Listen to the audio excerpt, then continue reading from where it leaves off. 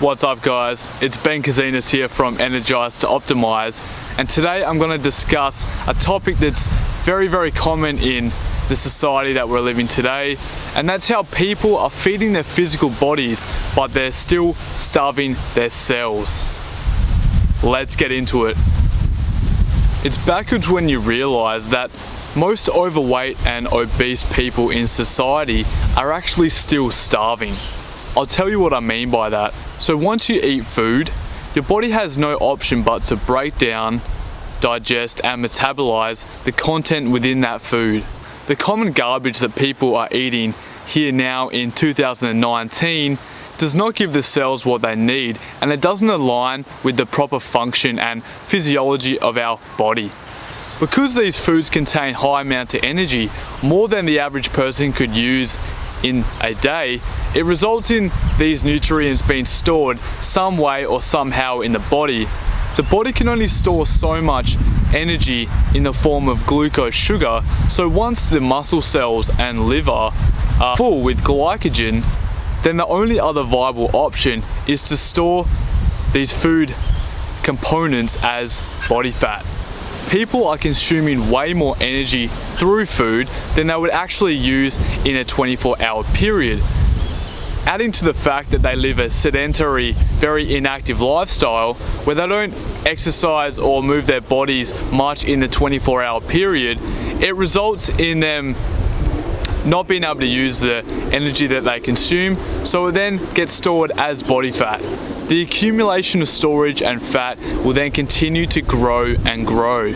We know that these common foods only contain traces of essential nutrients that the body actually needs, so we have a situation where we have so much food that's being consumed, which results in people becoming overweight and obese, but their body is still fundamentally starving because the nutrients or the components within these foods aren't actually aligning with what the body requires. We are feeding our bodies the wrong type of food, which is then resulting in so many of these disastrous and challenging health issues and disease. Now, it's important to understand that the body only recognizes and can only utilize natural food that comes from nature. Our bodies rely on the supply of minerals through whole plant-based sources, oxygen and water. Whole plant-based foods are mineral-rich options that supply and give our body adequate minerals and nutrients that it actually needs, and they are superior to these other types of refined, processed, hybridized, genetically modified and animal sources of food that most people eat today in our current society.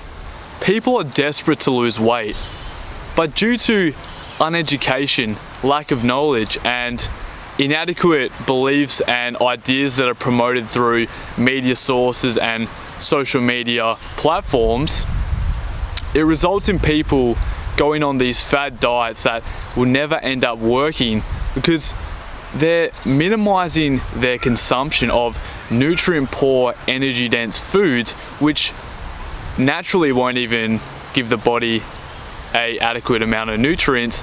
Therefore, they're starving themselves and becoming miserable. It would make more sense to consume high mineral density whole plant-based foods which are low in calories rather than trying to limit energy dense and nutrient poor inadequate options, which will ultimately lead to inferior and low end results. Eating whole plant-based foods will nourish your body and satisfy your hunger because you're actually supplying your body with minerals that it actually needs. Whole plant-based foods have everything you need, so your body is never craving for more because you're satisfying it. This is contrary to what people experience though, because the large majority are consuming foods that contain very little essential nutrients, so they end up just starving themselves and starving their cells. Processed, refined, hybridized, synthetic, genetically modified and animal sources are energy dense but nutrient poor options. So it's no wonder that you find people always wanting more and more because their cells are not being supplied with what they actually need, so they can't adequately function and optimize that person's health. Remember, with minerals that we find from rock sources, from the soil, these minerals actually combine and work together to make the nutrients within the food. So for example, amino acids, which make proteins, are comprised of carbon, hydrogen, oxygen and nitrogen. Carbohydrates or carbon hydrates are made out of carbon, hydrogen and oxygen. And this goes the same with fats. They are comprised of carbon, hydrogen and oxygen. So you can see that the nutrients within the food that everybody craves for and aims to consume are actually composed of minerals.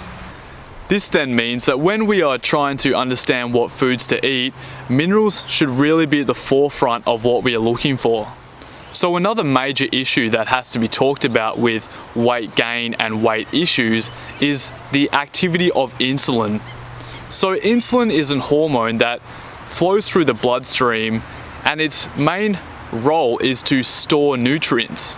So insulin is mainly a fat storage hormone. So high levels of insulin in the blood, which is a result of having high amounts of blood sugar or glucose within the bloodstream, means that once the liver and muscle cells are full of glycogen, which is just multiple cells of glucose, it then needs to store this excess glucose as body fat within the cell. Now the thing about glucose is, the very, very troubling aspect is that it inhibits fat mobilization. It stops fat from moving within the cell to outside of the cell to be used for energy.